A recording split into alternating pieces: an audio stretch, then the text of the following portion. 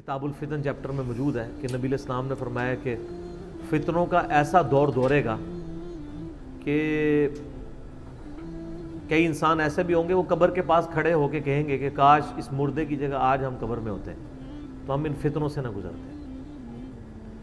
اور ان فتنوں میں جو ہے وہ انسان صبح کے وقت مومن اٹھے گا، شام کے وقت کافر ہو جائے گا، شام کو مومن ہوگا، صبح کے وقت وہ کافر اٹھے گا. اور ان فتنوں میں جو ہے وہ چلنے والے سے جو یعنی جو رکنے والا ہے وہ بہتر ہوگا، اور اس سے بھی جو بیٹھنے والا ہے وہ بہتر ہوگا، یعنی جو جتنا وائٹ کرے گا. اور بخاری مسلم میں الفاظ ہیں کہ ایمان بچانا ایسے ہوگا جیسا کہ ہتھیلی پہ انگارہ رکھنا. ہتھیلی پہ انگارہ رکھتے ہیں تو ہتھیلی جلتی ہے، اور اگر اس کو یوں کر کے جھٹک دیتے ہیں تو انگارہ نیچے گر کے بجھ جائے گا، یعنی ایمان ختم ہو جائے گا. یعنی ایمان کی حفاظت اتنا مشکل ہے جتنا اس انگارے کو، یعنی جس طرح انگارہ رکھنا ہتھیلی پہ تکلیف دے اس طرح ایمان رکھنا تکلیف دہ ہوگا، لیکن ہم نکال بھی نہیں سکتے، ایمان ضرورت ہے.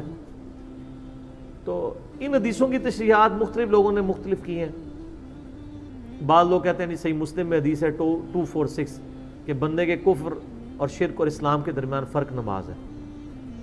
تو وہ تو اس پہ فٹ نہیں ہوتی، اس لیے کہ جو نماز نہیں پڑھ رہا وہ صبح بھی نہیں پڑھ رہا تھا، شام کو بھی نہیں پڑھ رہا.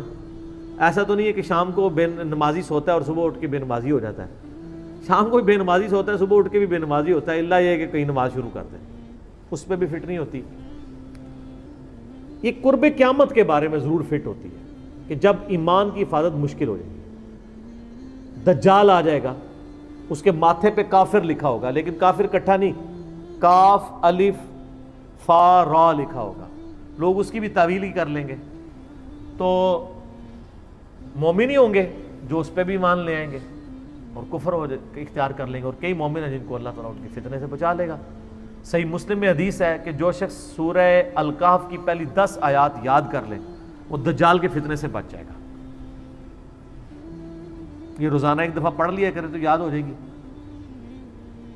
الحمدللہ الذی انزل علی عبدہ الکتاب سے لے کے ربنا آتنا من لدنک رحمۃ وہیئ لنا من امرنا رشدا. وہ فتنہ بہت بڑا فتنہ ہوگا. صحیح بخاری مسلم میں حدیث ہے کہ حضرت آدم سے لے کے قیامت تک دجال سے بڑا کوئی فتنہ نہیں آیا، اور کوئی نبی ایسا نہیں جو اپنی امت کو دجال کے فتنے سے آگاہ نہ کر کے گیا ہو. میں نے دجال کے اوپر پورا لیکچر دیا ہے، مسئلہ 133، ساری دجال سے ریلیٹڈ احادیث آلموسٹ سوائے چاند ایک کے بخاری مسلم سے میں نے کور کی ہے. تو اس زمانے کے لیے کہ وہ ظاہر ہے دجال پہ لوگ ایمان لے آئیں گے، اللہ تعالیٰ اس کو ایسی یعنی صلاحیت دے گا، لیکن ظاہر ہے وہ آزمائش کے لیے ہوگی. زمین سے سبزہ اگائے گا، آسمان سے بارش برسائے گا.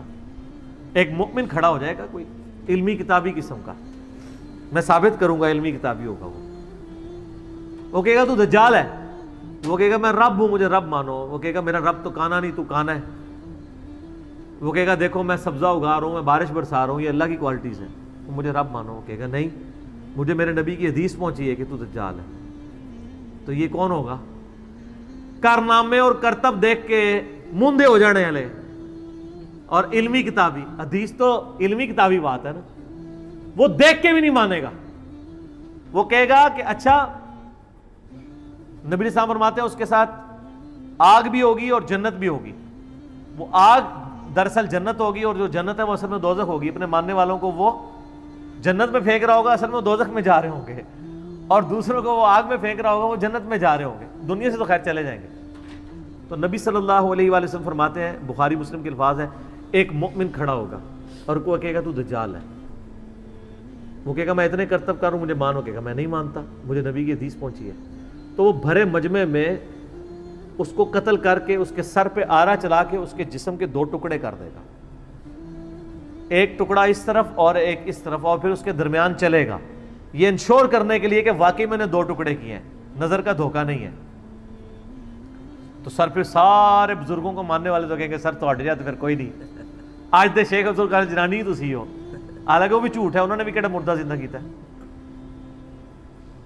پھر وہ 2 ٹکڑوں کو جوڑے گا اور دوبارہ اس بندے کو زندہ کر لے گا اور کہے گا ہاں اب تو میں نے تجھے مار کے زندہ کیا، اب مجھے خدا مان. وہ کہے گا نہیں تو دجال ہے، تیری اس بات نے میرے ایمان میں اضافہ کیا ہے، کیونکہ میں نے نبی علیہ السلام سے سنا تھا، میرے تک یہ بات پہنچی تھی، علمی کتابی بات، یہ کتابی بات، بابیں نہیں کتابیں، کہ وہ ایک مومن کو قتل کر کے زندہ کر لے گا. اور نبی علیہ السلام کے الفاظ ہیں کہ وہ مومن اس وقت روئے ارض کا سب سے بہترین شہید ہوگا. اچھا اس کو زندہ کرے گا، پھر دوبارہ قتل کرنا ہے، پھر وہ قادر نہیں ہوگا، اس کو قتل کرنا چاہے گا لیکن اللہ تعالیٰ اس کو بچا لے گا.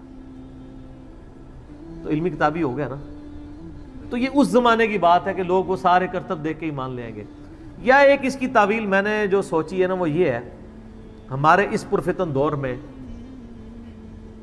جس تکلیف سے مسلمان گزر رہے ہیں، خصوصاً اینٹی اسٹیٹ ایکٹیویٹیز اور مسلمانوں کا مسلمانوں کو قتل کرنا لسانیت کی بنیاد پہ، پولیٹکس کی بنیاد پہ، یا مذہبی اختلافات فرقہ وارانہ کی بنیاد پہ، یہ بھی اسی کیٹیگری میں فال کرتا ہے کہ ایک شخص صبح کے وقت اس حال میں اٹھا ہے کہ وہ اپنے مسلمان بھائی کے قتل کو حرام سمجھتا ہے، لیکن کوئی مولوی، کوئی جہادی تنظیم اس کی ایسی برین واشنگ کرتی ہے کہ شام کے وقت وہ کسی مسجد پہ، امام بارگاہ پہ بم پھاڑنے کے لیے تیار ہو جاتا ہے.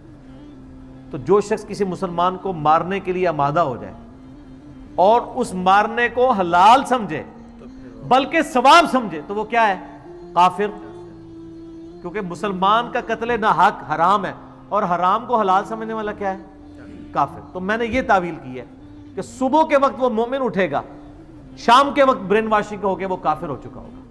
شام کو مومن تھا، صبح کے وقت، رات کے وقت وہ کہیں اس کو برین واشنگ کی انہوں نے، صبح کے وقت وہ کسی پہ مسلمان کے قتل پہ آمادہ ہو گیا اور قتل جیسے بڑے گناہ کو حلال سمجھ لیا، کافر ہو گیا.